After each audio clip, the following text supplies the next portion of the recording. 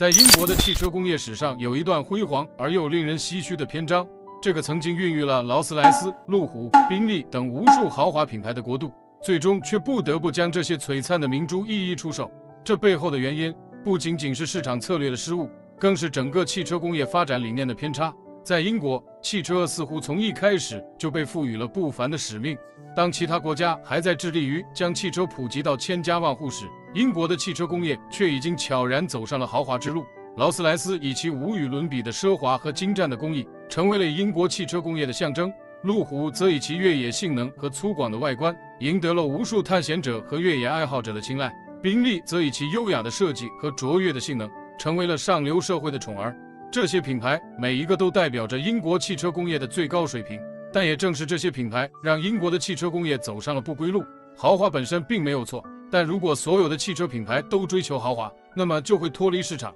失去普通消费者的支持。在二战结束后，整个欧洲的经济都遭受了重创，消费者们连基本的温饱都难以保障，又怎么会有闲钱去购买豪华汽车呢？即便是那些有能力购买的人，也会因为豪华汽车的高昂价格和昂贵的维护费用而望而却步。相比之下，德国的大众汽车、法国的标致汽车等普通品牌，则因为价格亲民、性能稳定而赢得了市场的青睐。然而，英国的汽车工业却并没有意识到这一点。在战后，当其他国家的汽车工业都在努力恢复生产、降低成本、提高性价比时，英国的汽车工业却依然沉迷于豪华车的制造中无法自拔。他们似乎忘记了，汽车的本质是一种交通工具，而不是奢侈品。他们忘记了，只有真正满足消费者需求的产品才能在市场上立足。为了维持这种不切实际的豪华车制造模式，英国政府甚至采取了高额关税的政策来保护本国的汽车工业。这种做法虽然在短期内起到了一定的作用，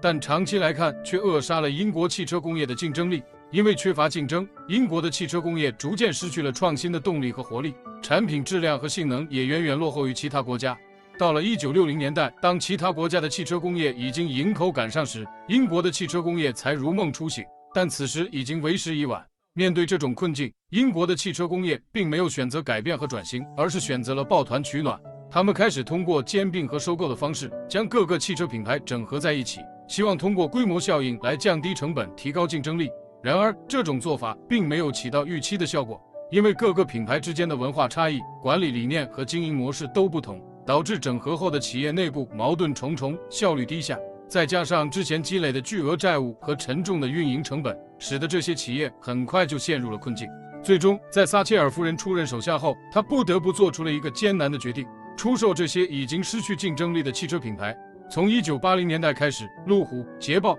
劳斯莱斯、宾利等一个个曾经辉煌的品牌被陆续出售给了外国企业。这些品牌的离开不仅意味着英国汽车工业的黄金时代的结束，也标志着英国在全球汽车市场上的地位的下降。然而，令人意想不到的是，这次出售并没有成为英国汽车工业的末日，相反，它成为了一次凤凰涅槃的机会。在卸下了这些沉重的包袱后，英国的汽车工业开始重新审视自己的发展方向和定位。他们开始意识到，只有真正满足消费者需求的产品才能在市场上立足。于是，他们开始将重心转向了汽车技术咨询和研发领域。在这个领域里，英国的汽车工业展现出了强大的实力和创新能力。他们不仅研发出了许多先进的汽车技术和专利，还培养了一大批优秀的汽车工程师和设计师。这些人才和技术成为了英国汽车工业新的核心竞争力。如今，英国的汽车技术咨询公司已经遍布全球各地，为许多知名的汽车品牌提供技术支持和咨询服务。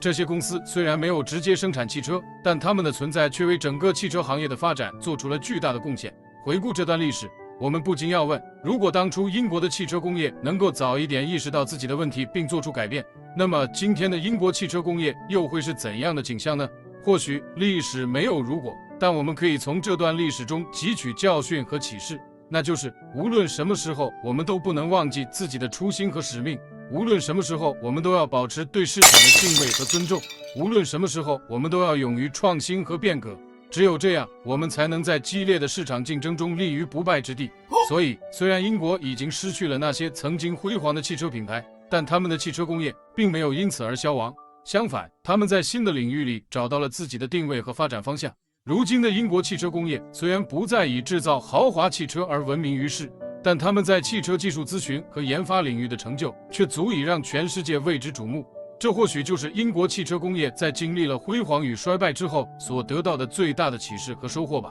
感谢收看本期视频，如果您觉得有意思，请给个免费的小赞和小关注，期待下次相会。